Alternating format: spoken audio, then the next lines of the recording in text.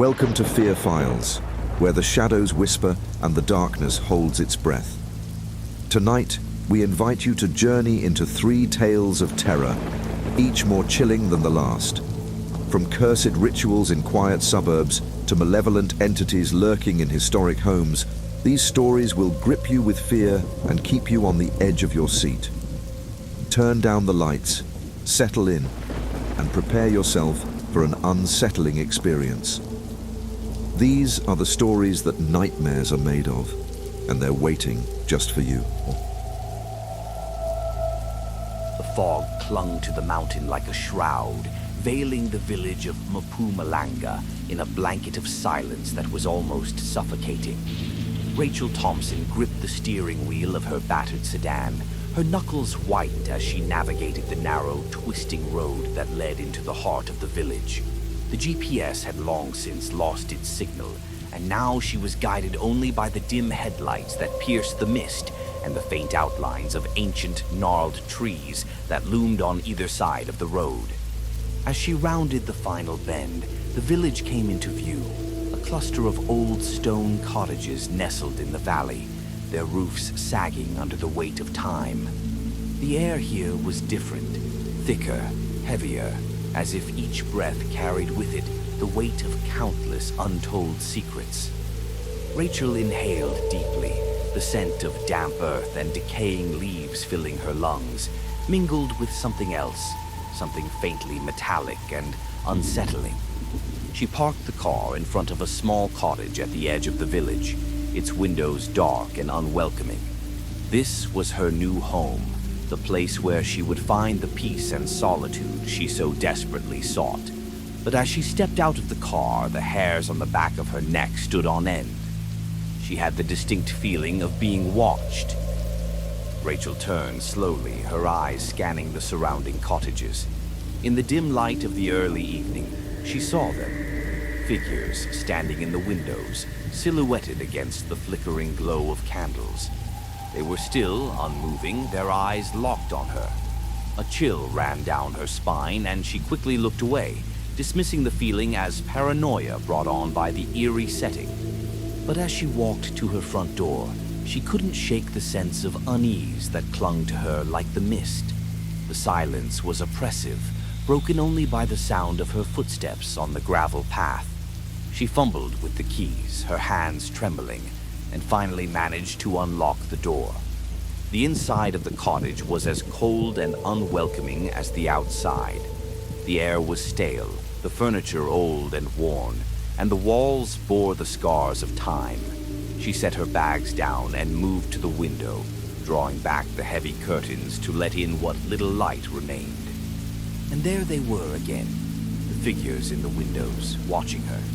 This time she didn't look away. Instead, she stared back, her heart pounding in her chest. They didn't move, didn't blink. It was as if they were statues, frozen in time, their eyes boring into her with an intensity that made her skin crawl. She finally turned away, shaking her head. This was just her imagination, she told herself. The village was old, the people probably even older, and they were simply curious about the new arrival. Nothing more.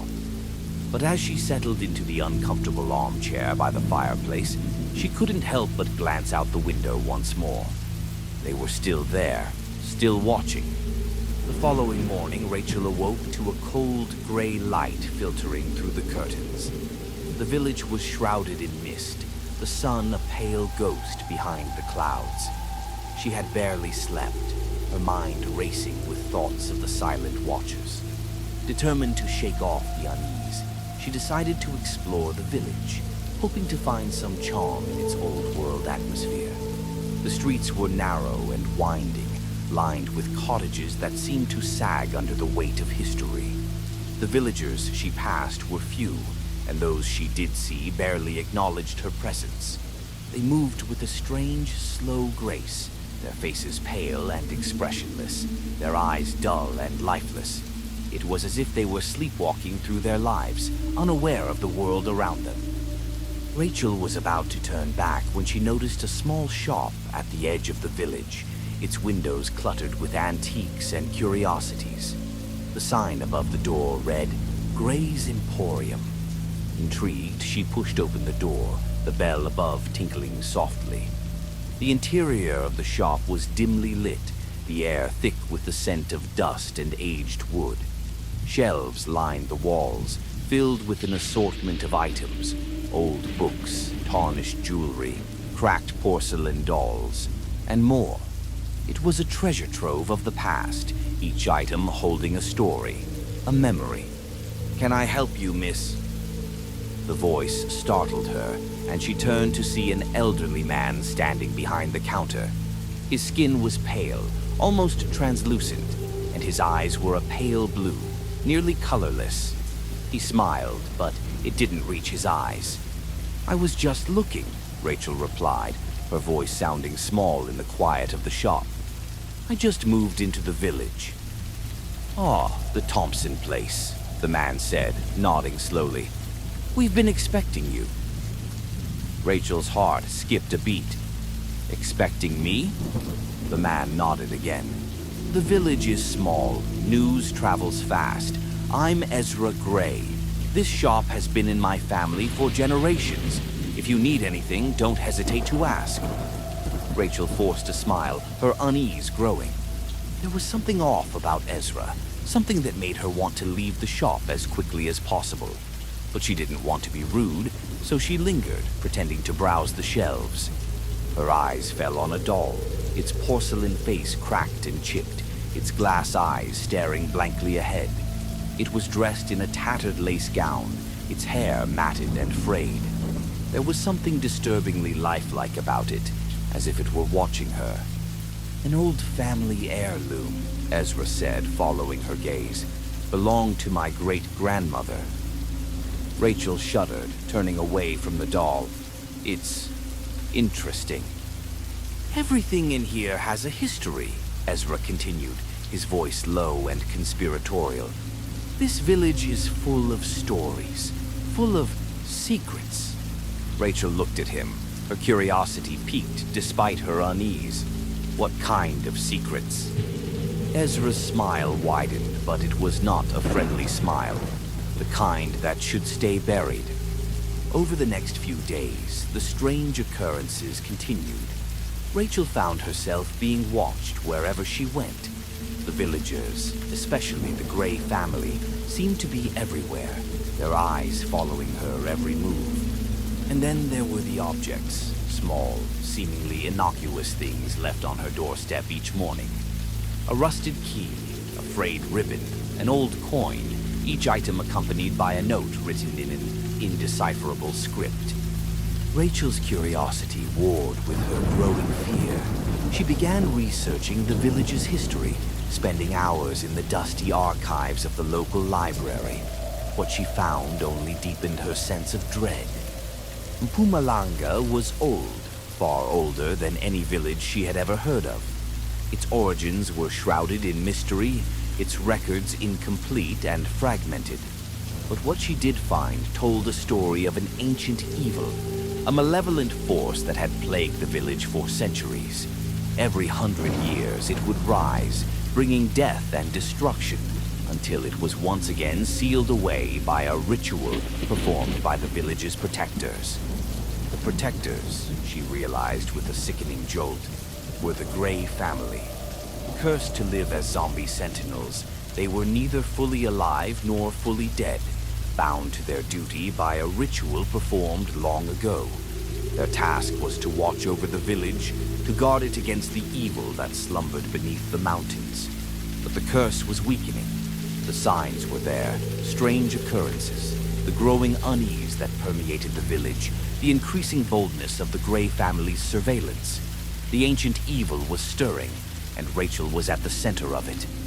Rachel's dreams became nightmares, vivid and horrifying, filled with visions of blood and fire, of shadowy figures that whispered in her ear, promising death and despair. She woke each morning drenched in sweat, her heart pounding, the fear growing stronger with each passing day. The final straw came when she found a doll on her doorstep, identical to the one in Ezra's shop. Its porcelain face was cracked, its eyes staring blankly at her, and in its hand was a small rusted key. Rachel knew she couldn't ignore the signs any longer. She returned to the shop, determined to confront Ezra and demand answers. But when she arrived, the shop was empty, the door locked, the windows dark. Panicked, she turned to leave, only to find herself face to face with Ezra. His eyes were darker now, almost black, and his smile sent a chill down her spine. "It's time," he said, his voice a low, raspy whisper. "The ritual must be performed, or the village will fall." Rachel backed away, her heart racing. "What do you want from me?" "You're the key," Ezra replied, holding out the rusted key she had found with the doll. "You were brought here for a reason, Rachel. You must help us seal the evil away." Rachel shook her head, fear and disbelief warring within her. No, I can't." "You have no choice," Ezra said, his voice growing cold. "The evil will rise and it will consume everything. You must perform the ritual or you will die. And if you die, the village dies with you." Rachel had no choice. She followed Ezra to the old church at the edge of the village, its stone walls crumbling with age, the windows shattered and dark. Inside, the air was thick with the scent of decay and the oppressive weight of centuries of despair. The villagers were there, gathered in a circle, their faces pale and lifeless, their eyes dull and unseeing. They moved in unison, as if guided by an unseen force, their voices low and monotonous as they chanted in a language Rachel didn't understand. At the center of the circle was an altar, ancient and worn, stained with the blood of countless sacrifices. And there, lying atop the altar, was the doll, its eyes now glowing with an unnatural light, its porcelain face twisted into a grotesque smile. Ezra handed Rachel the rusted key, his hand cold and clammy. "Place the key in the doll's heart," he instructed, his voice barely above a whisper. "It will seal the evil away." Rachel's hands trembled as she approached the altar. The doll's eyes seemed to follow her, its smile growing wider, more malevolent. She hesitated, every instinct screaming at her to run, to escape this nightmare. But she couldn't. The villagers, the Gray family, were watching, their eyes filled with an eerie, silent expectation. The weight of their gaze was unbearable, pushing her forward, forcing her to complete the ritual. With a shaking hand, she placed the key in the doll's chest, pressing it into the small rusted keyhole. As she did, the doll let out a terrible, piercing scream, its eyes flaring with a blinding light. The ground beneath her feet shook, the walls of the church groaning as the ancient evil was sealed away once more. Rachel collapsed to the ground, her strength drained, her mind reeling from the horror of what she had just witnessed. But it was over. The evil was contained. The village was safe, or so she thought. The following days were a blur of confusion and exhaustion. Rachel tried to return to her normal life, but nothing felt the same. The villagers still watched her, their eyes filled with a strange mixture of gratitude and fear. The Gray family, however, seemed to have disappeared, their presence in the village reduced to whispers and rumors. Rachel couldn't shake the feeling that something was wrong. The air was still heavy, the mist thicker than ever, and the nightmares continued to haunt her every night. It was as if the village itself was holding its breath, waiting for something terrible. And then, one morning, she found another doll on her doorstep. This one was different. Its eyes were black, empty voids, and its face was twisted into a sneer of pure malice. Attached to it was a note written in the same indecipherable script as before. But this time, Rachel understood the message. The evil had not been sealed away. It had merely been awakened. As she stared at the doll, a sense of dread settled over her, cold and suffocating. She realized with a sinking heart that the ritual had not been enough.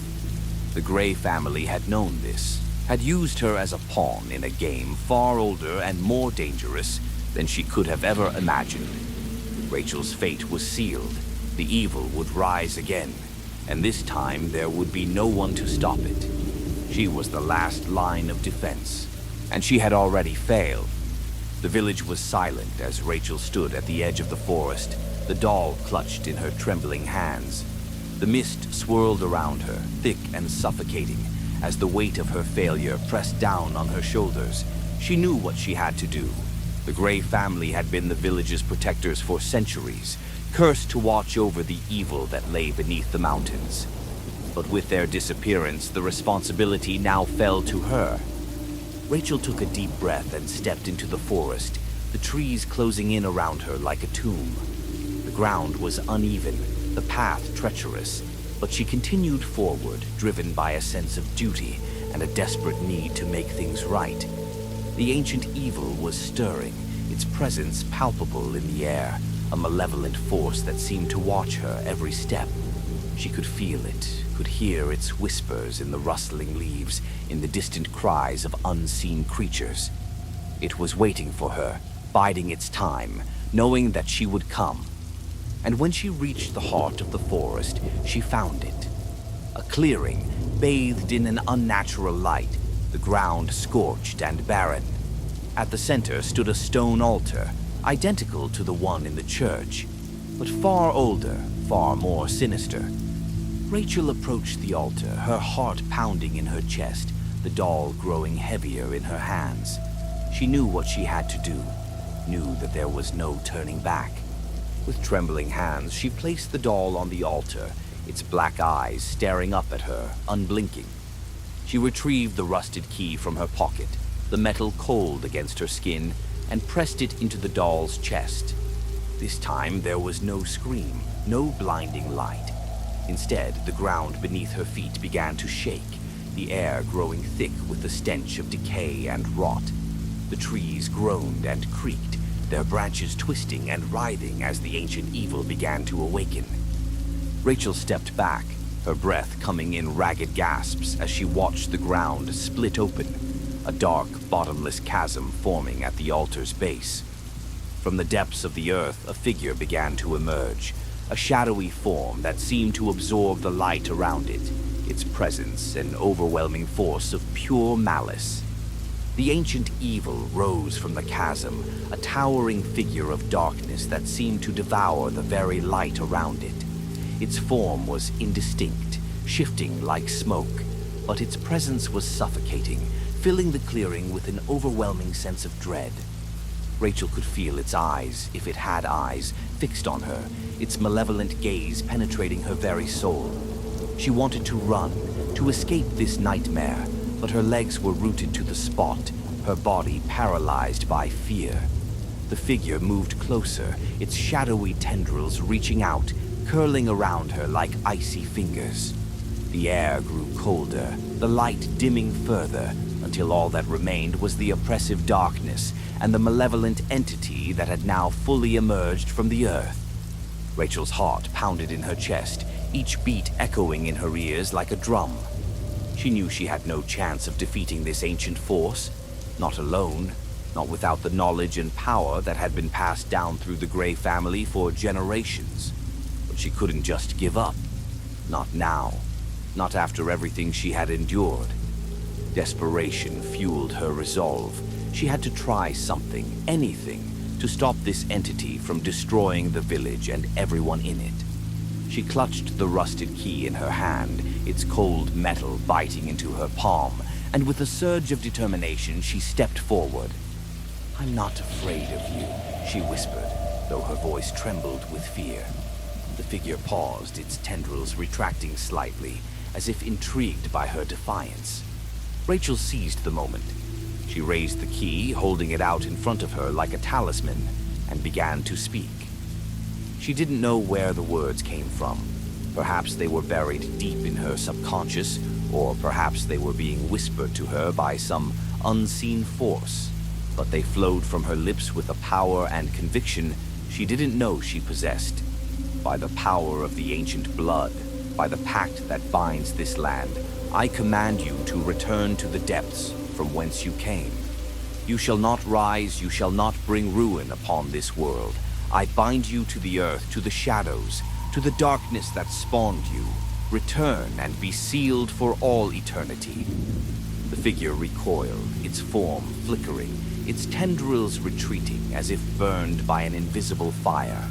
The ground beneath the altar trembled, the chasm widening as the earth sought to reclaim the evil that had been unleashed.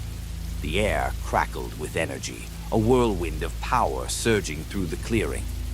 Rachel felt the key grow warm in her hand, glowing with a faint golden light. She pressed it into the altar, the metal sinking into the stone as if it were made of soft clay. The light intensified, filling the clearing with a blinding brilliance that seemed to push back the darkness. The figure let out a terrible, inhuman screech, its form unraveling, dissolving into the shadows as it was drawn back into the earth. The chasm began to close, the tendrils of darkness retracting, shrinking, until they were nothing more than wisps of smoke, vanishing into the void. The light flared one last time, and then, as suddenly as it had begun, the clearing was plunged into silence. The ground was still, the air calm. The only sound Rachel could hear was the rapid beating of her own heart. She collapsed to her knees, the adrenaline draining from her body, leaving her weak and trembling. It was over. The evil had been sealed away once more, but the cost had been high, and Rachel knew that the village and her life would never be the same. Days passed, and the village slowly began to return to normal, if such a thing was even possible after what had happened. The mist lifted, the sun shone a little brighter, and the oppressive weight that had hung over Mpumalanga seemed to dissipate. But for Rachel, nothing was the same. She was haunted by the memories of that night, of the ancient evil that had nearly consumed her. She couldn't escape the feeling that something had changed within her, that she was no longer the person she had been when she first arrived in the village. The villagers, too, treated her differently. They were no longer cold or distant. Instead, they seemed to regard her with a mixture of respect and fear. They spoke to her in hushed tones, their eyes filled with an understanding that she couldn't fully grasp. It wasn't until she received a visit from an old woman, one of the few villagers who had survived the previous century's ritual, that Rachel began to understand. The woman, frail and bent with age, handed Rachel a small leather-bound book, its pages yellowed and brittle with time. "This belongs to you now," the woman said, her voice barely above a whisper. "It contains the knowledge you'll need, the knowledge of the Grey family. You are the last of the protectors, Rachel. The curse is yours to bear." Rachel's hands shook as she took the book, the weight of her new responsibility settling heavily on her shoulders. The Grey family had passed their burden on to her, the burden of watching, of protecting the village from the ancient evil that would inevitably rise again. She spent the following weeks studying the book, learning the rituals, the spells, the ancient knowledge that had been passed down through generations of the Grey family. She immersed herself in the history of the village, uncovering secrets that chilled her to the bone. The knowledge was both a gift and a curse. It gave her the power to protect the village, but it also isolated her, separating her from the rest of the world. She was no longer just Rachel Thompson, the woman who had come to Mpumalanga seeking peace. She was now the sentinel, the guardian, bound to the village by an unbreakable bond. And so, Rachel took up her new role, her life now defined by the ancient evil that slept beneath the mountains. She watched, she waited, knowing that one day the evil would stir again, and she would have to face it, alone. But this time, she would be ready. The mist rolled in, shrouding the village of Mpumalanga in its familiar, eerie silence. The sun dipped below the horizon, casting long shadows over the ancient stone cottages. The village slept, unaware of the danger that lurked beneath the earth, unaware that their safety depended on a single person. In the old cottage at the edge of the village, Rachel Thompson stood by the window, her eyes scanning the darkness, ever vigilant. She could feel the presence of the evil, even in its dormant state, a constant, ominous force that gnawed at the edges of her consciousness. She clutched the leather-bound book in her hands, its pages worn and familiar, filled with the knowledge that had become her life. The key hung from a chain around her neck, a symbol of the power she now wielded and the responsibility she bore. The villagers might not see her, might not understand the sacrifice she had made, but Rachel didn't care.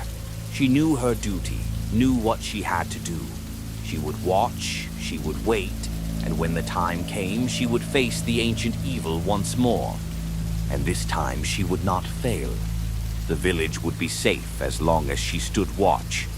And so the silent watchers continued their vigil, bound by duty, by fate, by a curse that would never be broken. Rachel Thompson was one of them now, the last of the Gray family, the sentinel of Mpumalanga. The story of the silent watchers had only just begun. Lucas Miller knew something was wrong the moment he stepped out of his car. The air in Cedarbrook was thick with an unsettling stillness, a silence that clung to the quiet suburban neighborhood like a veil. The houses were neatly lined up, each one a mirror image of the next, with manicured lawns and pristine white fences. But there was something off, something that made the hairs on the back of Lucas's neck stand on end. He glanced around, taking in the sight of his new home. The two-story house was charming enough, with its brick facade and welcoming front porch. But as his gaze shifted to the house next door, he felt a prickling sensation as though he was being watched. There, standing in the window of the neighboring house, was an elderly man. His eyes were fixed on Lucas, unblinking, a shadowed figure partially obscured by the curtains. Lucas offered a polite wave, but the man didn't respond. He just stood there, staring. Lucas quickly looked away, feeling a pang of unease. He had moved to Cedarbrook to escape the chaos of the city, to find some peace and quiet after the whirlwind of his last few years. But this wasn't the warm, welcoming neighborhood he had imagined. The silence felt oppressive, and the watchful eyes of his neighbor sent a chill down his spine. He shook off the feeling and grabbed his bags from the trunk, trying to ignore the gnawing sense of dread that was beginning to take root in his mind. This was just a new place, he told himself. New places were always a bit strange at first. He just needed to settle in, get to know the neighbors, and everything would be fine. But as he carried his belongings inside, he couldn't shake the feeling that he was being watched. The sensation persisted throughout the day, growing stronger with each passing hour. And by the time the sun dipped below the horizon, casting long shadows over the quiet streets of Cedarbrook, Lucas knew that something was very, very wrong. The next morning, Lucas awoke to the sound of birds chirping outside his window. The early morning light filtered through the curtains, casting a soft glow over the room. For a moment, he felt at ease, the unease of the previous day fading into the background. But as he went about his morning routine, the feeling of being watched returned. It was subtle at first, a prickling sensation at the back of his neck, but it quickly grew more intense.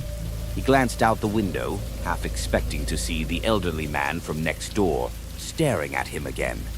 Instead, he saw the entire Hargrove family standing on their front porch.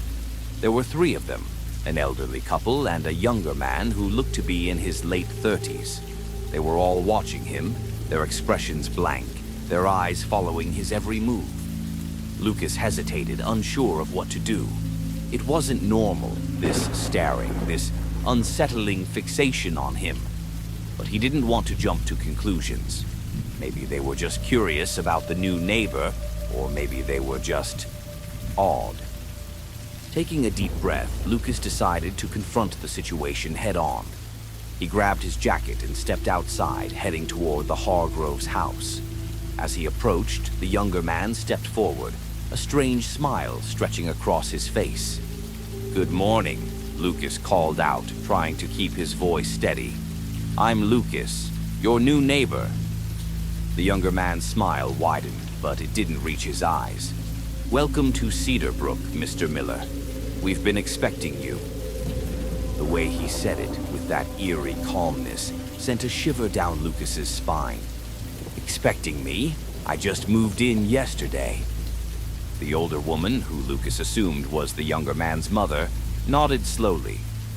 "Yes, we've been waiting for you for a long time. It's good that you're finally here." Lucas forced a smile, though his unease was growing by the second. "Well, it's nice to meet you. If you need anything, don't hesitate to ask." The younger man, Lucas learned his name was Gerald, continued to smile, but it was the kind of smile that made Lucas feel like prey being cornered. "Oh, don't worry, Mr. Miller. We know exactly what we need from you." Lucas didn't know how to respond to that. The conversation had taken a strange and uncomfortable turn, and he quickly made an excuse to leave, retreating back to the safety of his own home.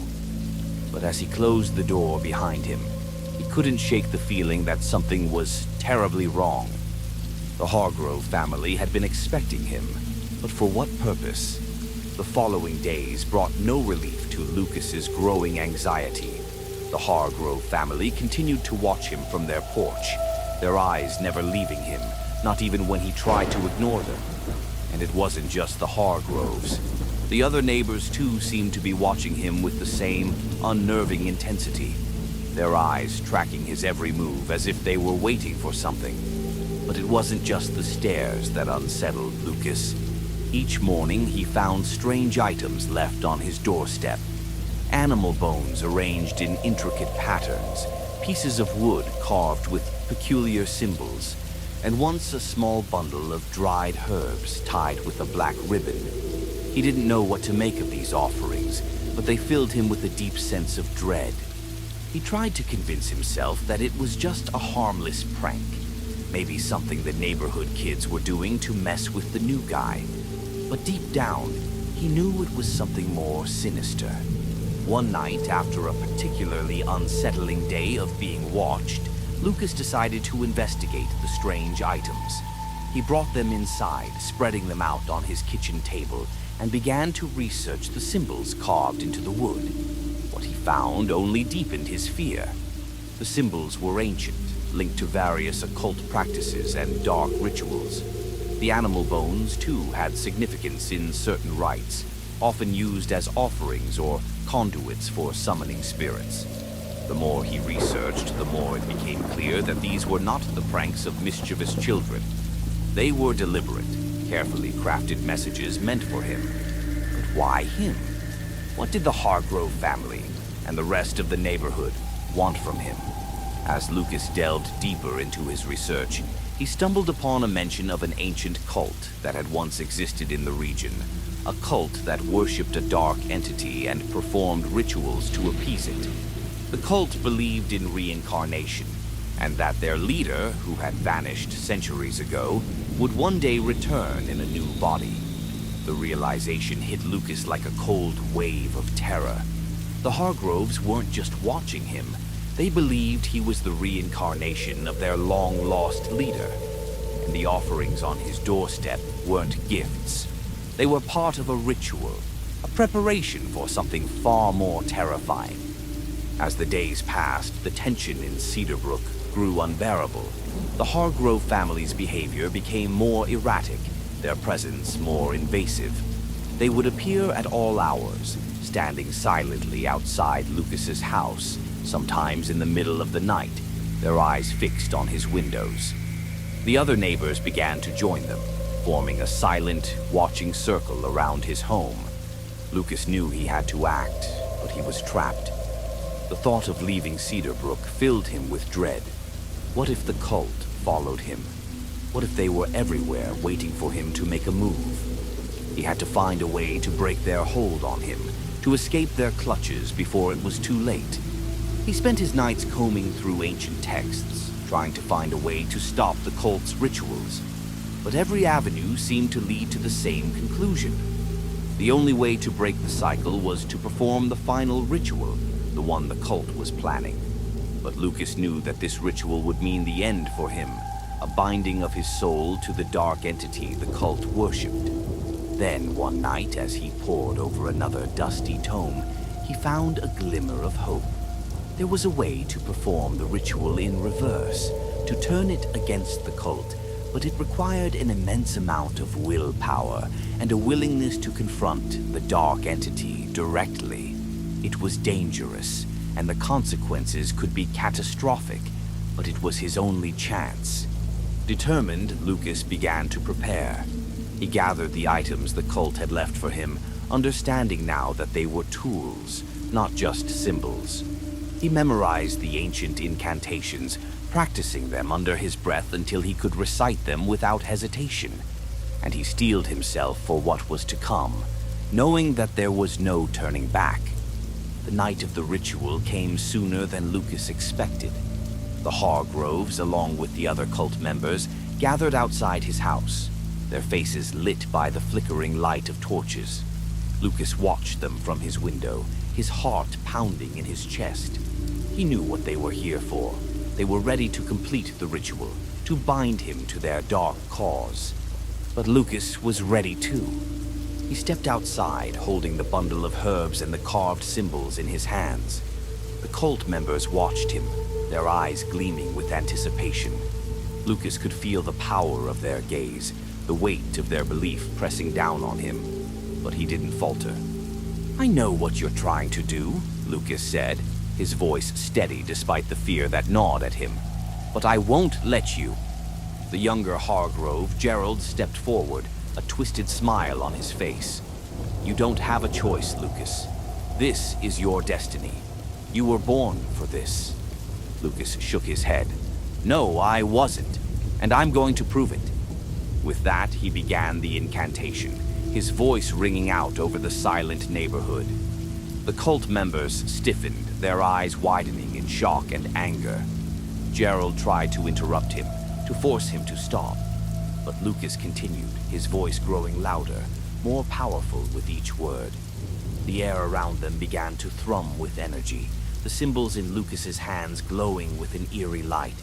The ground beneath their feet trembled, the earth itself reacting to the power of the ritual. And then, with a final shouted word, Lucas completed the incantation. For a moment, there was silence. Then a shock wave of energy burst from the center of the circle, knocking the cult members to the ground. The torches flickered and died, plunging the neighborhood into darkness. Lucas fell to his knees, the power of the ritual leaving him drained and weak. But he could feel it. The dark entity, the one the cult had worshipped, had been banished, its hold on him broken. The ritual had worked, but at a great cost. As he looked around, he saw the cult members lying motionless on the ground, their eyes vacant, their bodies limp. The Hargroves were among them, their once powerful presence now reduced to empty shells. The ritual had destroyed them, their connection to the dark entity severed forever. Lucas felt a wave of relief wash over him. It was over. The nightmare was finally over. The days following the ritual were surreal. The police arrived in Cedarbrook after Lucas called them, finding the cult members unconscious and unresponsive. They were taken away, but the authorities could find no explanation for their condition. The Hargroves, once the most feared and respected family in the neighborhood, were reduced to mere husks of their former selves, their minds shattered by the failed ritual. Lucas stayed in Cedarbrook for a few more days, trying to process everything that had happened. The neighbors who had not been part of the cult avoided him, their eyes filled with suspicion and fear. They whispered about him behind closed doors, but Lucas didn't care. He knew he had done what he had to do.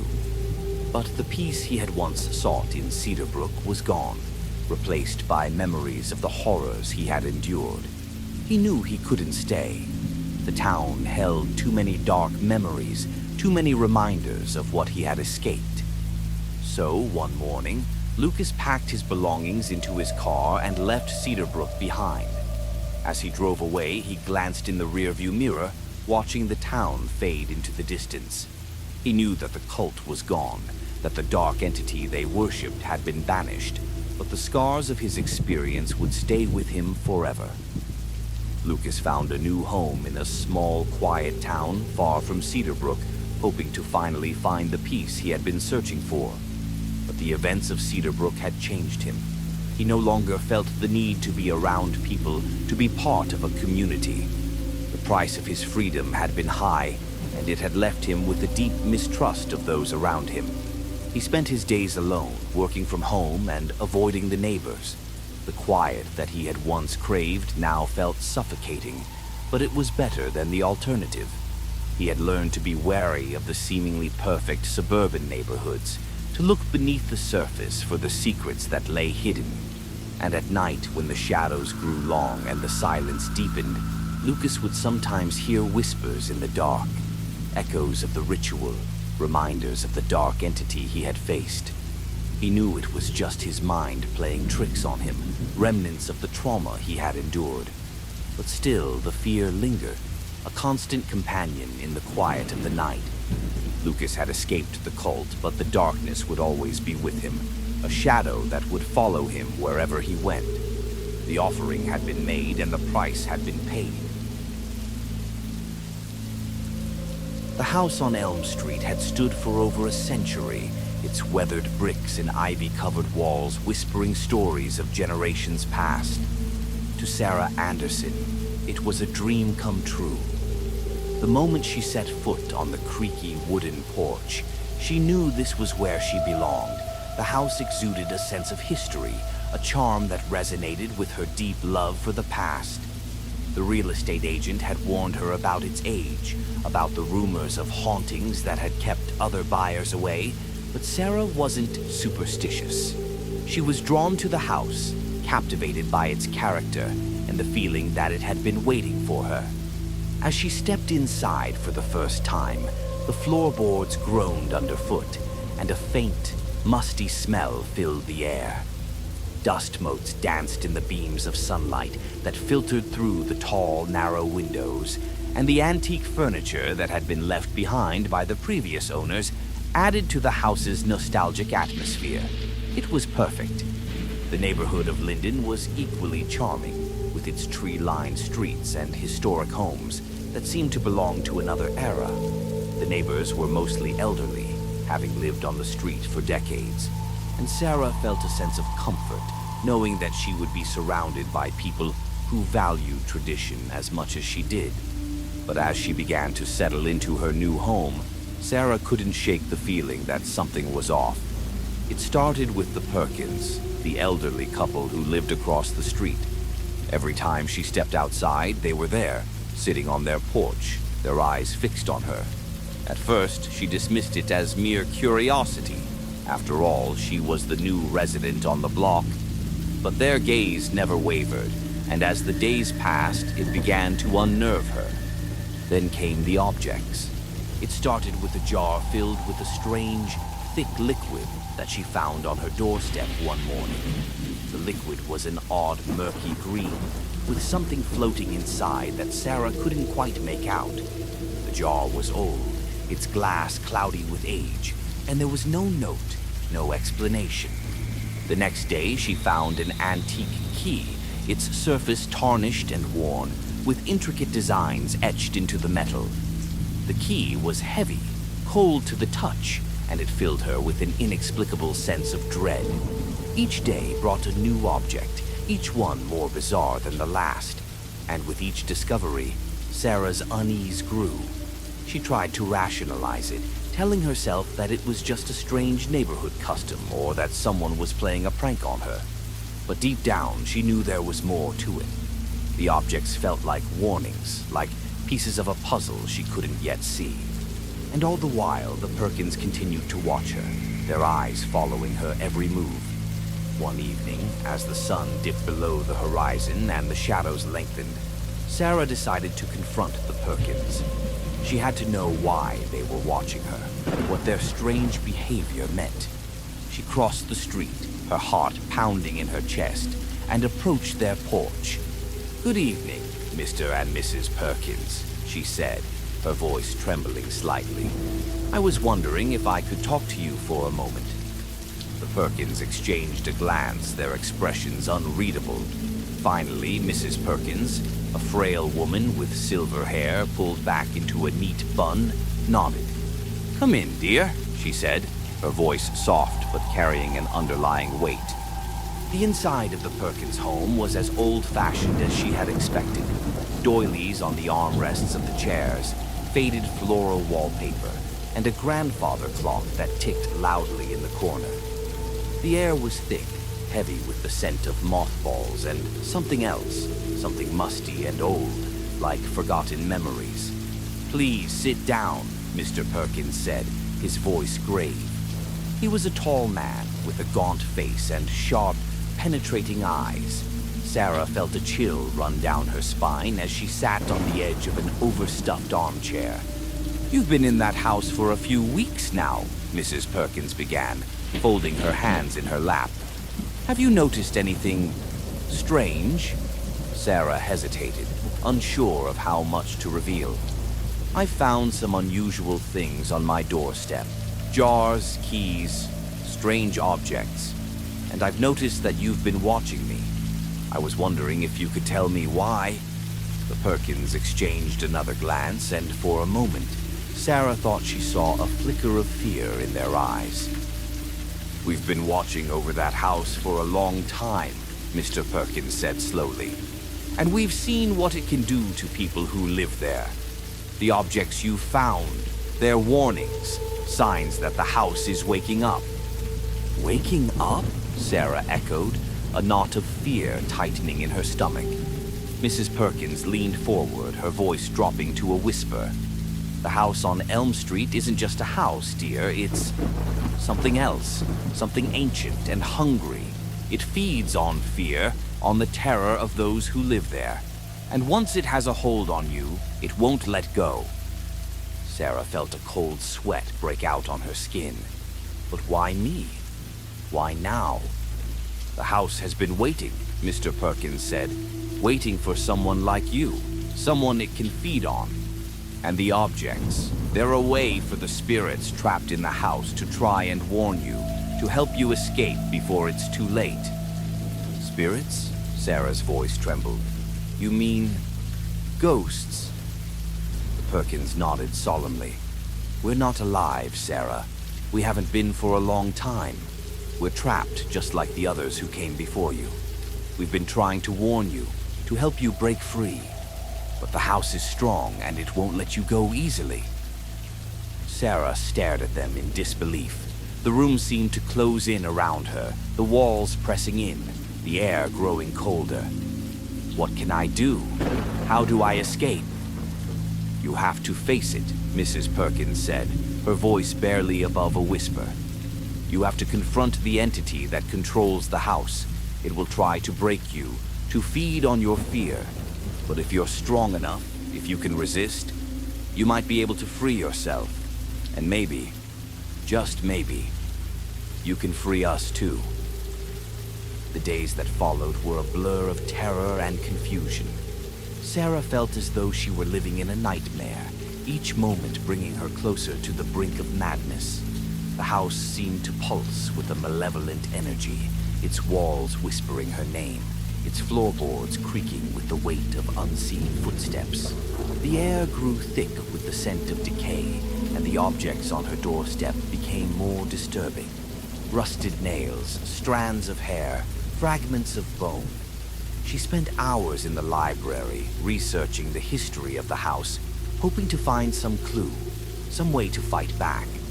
But the more she learned, the more hopeless it seemed. The house on Elm Street had a long, dark history, filled with tales of death and despair.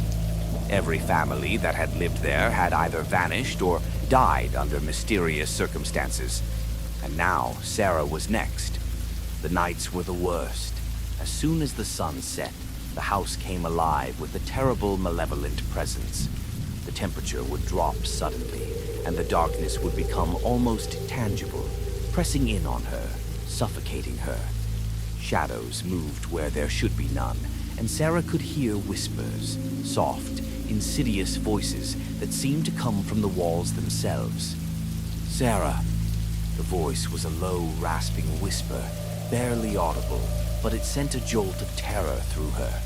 She clutched the antique key she had found on her doorstep, holding it like a talisman, but it did little to ward off the fear that gnawed at her sanity. "Sarah, come to me." The voice was growing stronger, more insistent.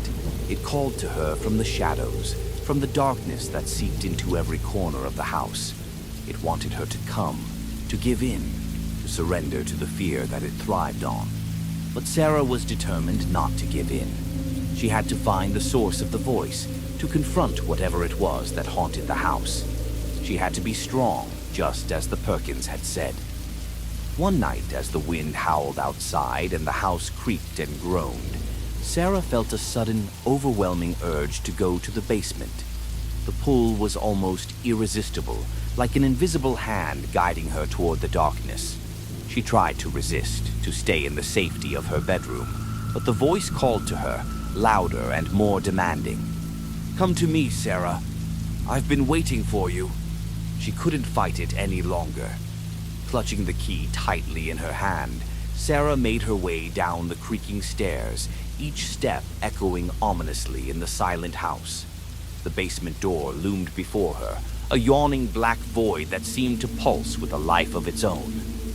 With a deep breath, she turned the key in the lock and pushed the door open. The basement was dark and cold, the air thick with the scent of damp earth and decay. The only light came from a single flickering bulb hanging from the ceiling, casting long, distorted shadows on the stone walls. The stairs creaked under Sarah's weight as she descended, each step taking her deeper into the heart of the house. As she reached the bottom, the voice grew louder, echoing off the walls, surrounding her. "Sarah, you're almost here." She could feel the presence now, a heavy, suffocating force that pressed down on her, filling her with dread. The basement was filled with old, forgotten things, rusted tools, broken furniture, and stacks of yellowed newspapers. But at the far end of the room, something else caught her eye. It was a door, old and rotting, with strange symbols carved into the wood. The symbols were similar to those on the objects she had found, but these were more intricate, more powerful.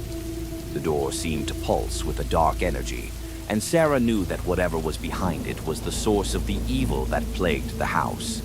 Her hand trembled as she reached out and touched the door. The wood was cold and damp, and as she pushed it open, a gust of freezing air rushed out, carrying with it the stench of death. Beyond the door was a small, dark room, lit only by the faint glow of an unseen light source. The walls were covered in more symbols, painted in what looked like dried blood, and in the center of the room was a stone altar, covered in a thick layer of dust and cobwebs.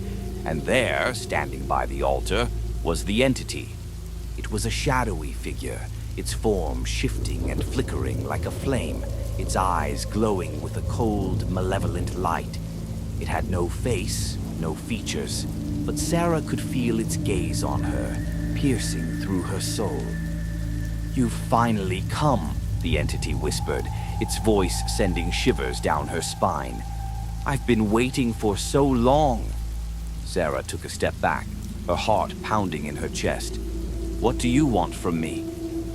The entity moved closer, its presence overwhelming, filling the room with a suffocating darkness. "I want what you fear most, Sarah. I want your soul." She could feel the fear rising within her, a cold, paralyzing terror that threatened to consume her. But she couldn't give in. She had to fight, to resist the entity's pull. "I'm not afraid of you," she said, though her voice trembled. "You can't have my soul." The entity let out a low, rumbling laugh. "Oh, but you are afraid, Sarah. I can feel it. And your fear is what makes you mine." It reached out a shadowy hand, and Sarah felt a cold, icy grip on her heart, squeezing the breath from her lungs. The room began to spin, the darkness closing in on her, and she knew she was losing the battle.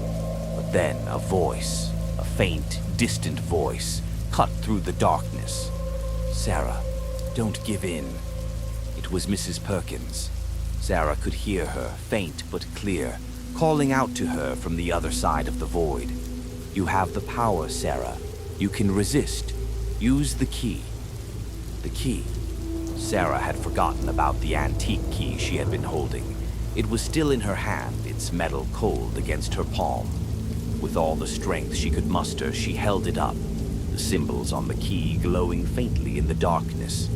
The entity recoiled, its form flickering, its grip on her heart loosening. "No," it hissed, its voice filled with rage. "You cannot resist me." But Sarah could feel the power of the key, the energy coursing through her, strengthening her resolve. She took a step forward, holding the key out in front of her, and the entity retreated further, its shadowy form beginning to unravel. "I won't let you take me," Sarah said, her voice growing stronger. "I'm not yours." The entity let out a terrible, ear-piercing scream as the light from the key intensified, filling the room with a blinding brilliance. The symbols on the walls began to burn, the blood-red markings turning to ash, and the stone altar cracked and crumbled. The entity writhed in agony, its form disintegrating, dissolving into the light, and then, with one final scream, it was gone. The room fell silent, the air still and heavy. The darkness was gone, replaced by a soft, warm light that seemed to emanate from the very walls themselves. Sarah collapsed to the ground, the key slipping from her fingers. She had done it. She had defeated the entity, broken its hold on the house. But the battle had left her drained, exhausted, and she wasn't sure she had the strength to stand. As she lay there, the door creaked open, and a figure stepped into the room. It was Mrs. Perkins, but she was different now. Her form was no longer shadowy and translucent, but solid, real. She looked younger, her face radiant, her eyes filled with warmth. "You did it, Sarah," she said, her voice soft and filled with pride. "You freed us." Sarah managed a weak smile. "I couldn't have done it without you." Mrs. Perkins knelt beside her, taking her hand in hers. "We've been trapped in this house for so long, bound by the entity's power. But you were the key, Sarah. You were the one who could break the curse." Sarah felt a wave of relief wash over her. It was over. The house was free, and so were the spirits trapped within it. As Mrs. Perkins helped her to her feet, Sarah glanced around the room. The symbols were gone, the altar reduced to rubble. The darkness had been banished, replaced by a sense of peace that filled every corner of the house. And as she stepped out of the basement and into the light of a new day, Sarah knew that she had finally found the home she had been searching for. The house on Elm Street was different now. The heavy, oppressive atmosphere was gone, replaced by a lightness that filled the air. The floorboards no longer creaked ominously, and the shadows that had once moved of their own accord were now just shadows, harmless and still. Sarah spent the next few days restoring the house, cleaning away the dust and cobwebs, and making it truly her own. The strange objects that had once appeared on her doorstep were gone, replaced by fresh flowers and the occasional baked good left by friendly neighbors. Even the Perkins had changed. No longer trapped by the entity's curse, they had moved on, leaving behind a sense of peace and closure. But while the house was no longer haunted by malevolent spirits, Sarah couldn't shake the feeling that it still held a connection to the past. She often found herself thinking of the Perkins and the other spirits who had been freed, wondering where they had gone and what they were doing now. She also couldn't forget the entity she had faced, the darkness that had once threatened to consume her. Despite the peace that now filled the house, Sarah knew that her experience on Elm Street had changed her. She was no longer the same person who had moved into the house with dreams of a quiet, peaceful life. She had faced something dark and terrible, and she had come out the other side stronger, but also more aware of the world's mysteries. One afternoon, as she was sitting on the porch, enjoying the warm sunlight and the gentle breeze, a car pulled up in front of the house. A young couple stepped out, their faces filled with excitement as they gazed up at the old house. "Hello there," the woman called out, waving cheerfully. "We're looking to buy a house in the neighborhood, and we've heard so much about this one. Would you mind if we took a look around?" Sarah smiled warmly, feeling a sense of déjà vu.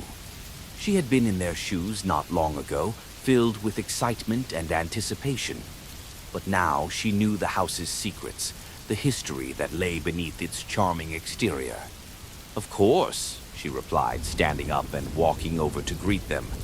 "But before you do, there's something you should know."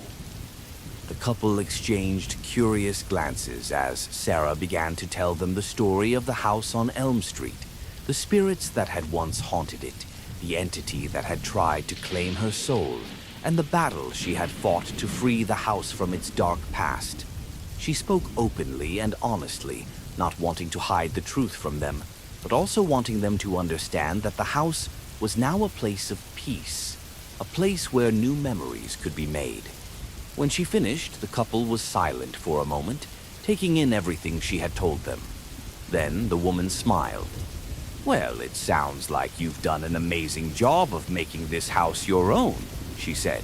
"We'd still love to take a look." Sarah nodded, leading them inside. As they walked through the house, she could see the admiration in their eyes, the way they appreciated the history and character of the place. And she knew that, just like her, they could see beyond the past to the future that the house held. When they finally left, the couple thanked her for the tour, and Sarah watched as they drove away, knowing that they would likely become her new neighbors. And for the first time since she had moved in, she felt a sense of contentment, of closure. The house on Elm Street had been through so much, but now it was a place of hope, of new beginnings. And Sarah knew that no matter what happened, she would always carry with her the lessons she had learned, the strength she had gained, and the peace she had found. As the sun set, casting a warm golden light over the neighborhood, Sarah sat on the porch, a smile on her face, and watched as the lights of the house flickered on, welcoming her home. Thank you for joining us on this haunting journey through fear and the unknown. As the tales come to an end, the echoes of their horrors may linger in your mind long after the screen goes dark. If you enjoyed these chilling stories, be sure to hit that like button and subscribe for more spine-tingling content.